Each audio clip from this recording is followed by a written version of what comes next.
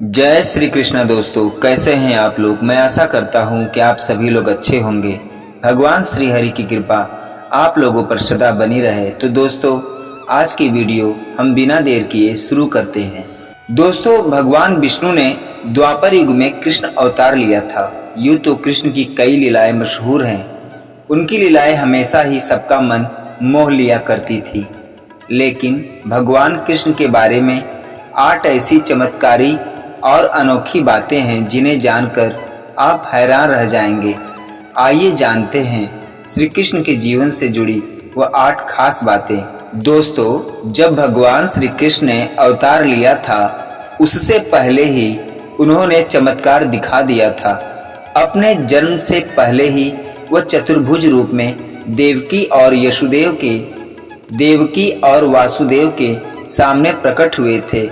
तब उन्होंने देवकी और वासुदेव से कहा था कि मैं आपके पुत्र के रूप में जन्म लेने वाला हूँ और मैं ही कंस का वध करूँगा। मेरे जन्म के साथ ही आप मुझे नंद जी के पास छोड़ आए।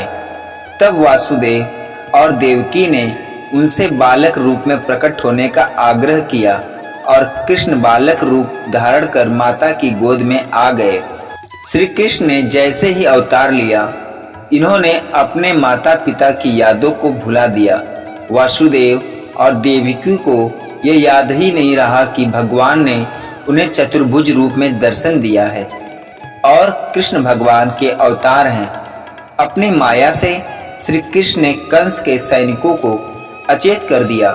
माता देवकी को घोर निद्रा में सुला दिया।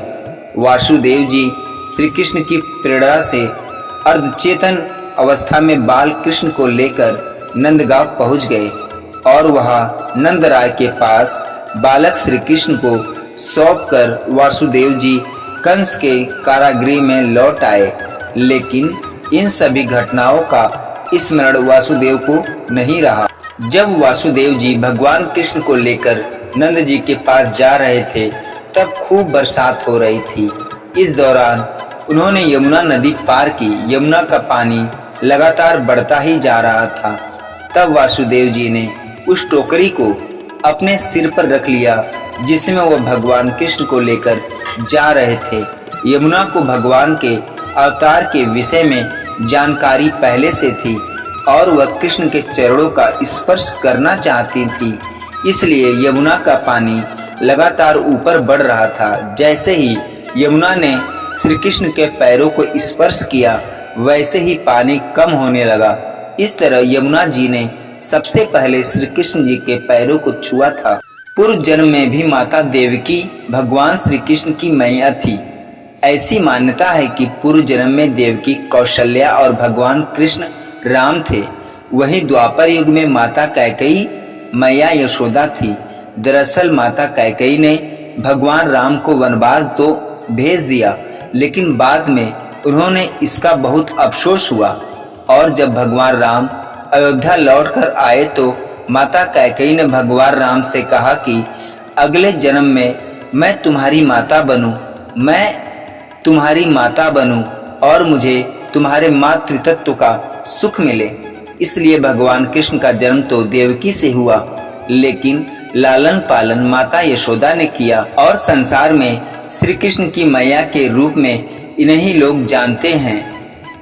भगवान श्री कृष्ण के जन्म के रहस्य के बारे में कोई नहीं जानता था। सिर्फ नंद बाबा ही उनके जन्म के रहस्य के बारे में जानते थे, क्योंकि नंद बाबा के घर भी योग माया ने उसी समय जन्म लिया था जिस समय श्री कृष्ण का अवतार हुआ था। योग माया ने नंद बाबा को श्री कृष्ण के आगमन की सूचना नंद बाबा को दे दी थी और कहा था कि वासुदेव जी के पुत्र को लेकर तुम मुझे वासुदेव जी को सौंप देना। श्री कृष्ण को लेकर नंद बाबा ने जब अपनी कन्या वासुदेव जी को दे दिया तो उन्होंने फिर कुछ याद नहीं रहा।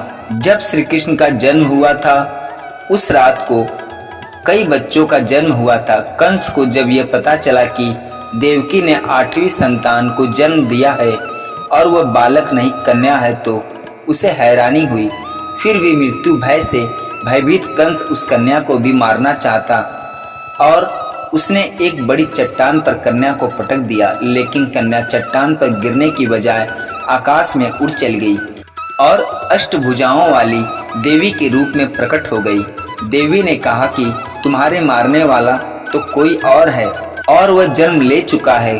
कंस देवी के इस बात से और डर गया। कंस ने अपने मायावी राक्षसों को भेजकर श्री कृष्ण के साथ उस रात जन्मे सभी बच्चों को मरवा दिया, लेकिन श्री कृष्ण ने कंस के मृत्यु दूतों को यही यमलोक पहुंचा दिया। श्री कृष्ण के देह त्याग के बाद समुद्र में जब द्वारिका समा गई, तब पांडवों ने श्री कृष्ण के पोते ब्रजनाभाजी को मथुरा का राजा बनाया।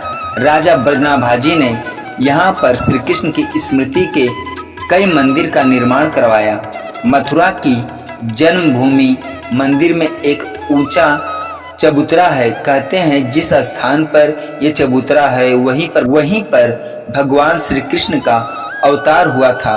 द्वापर युग में यहीं पर कंस का कारागृह था, जिसमें देवकी और वासुदेव के कंस ने बंदी बनाकर रखा था।